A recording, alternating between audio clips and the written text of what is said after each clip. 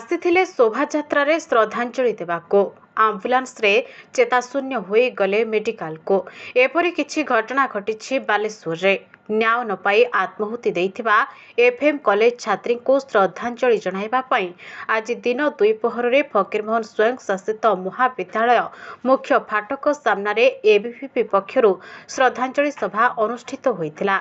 सभा पूर्व मिशन पड़िया ठारू एक विशाल शोभायात्रा बाहरी एफएम कॉलेज निकट में पहुंची जिलार विभिन्न अंचल छात्र छात्री माने शोभायात्रा जोग देइथिबा बेले प्रबल खरा और गुळुगुळी जोगु प्राय 15 जन छात्र छात्री असुस्थ होई बालेश्वर जिला हॉस्पिटल रे भर्ती होइछन्ते। घटनास्थल आम्बुलांस जोगे गुरुतर छात्र छात्री मानकु जिला मुख्य चिकित्सालय रे भर्ती करा जाइथिबा बेले समस्तक अवस्था स्थिर थिबा जणा पड़िछि। 15 जन तो समस्त अवस्था स्थिर। Thank you.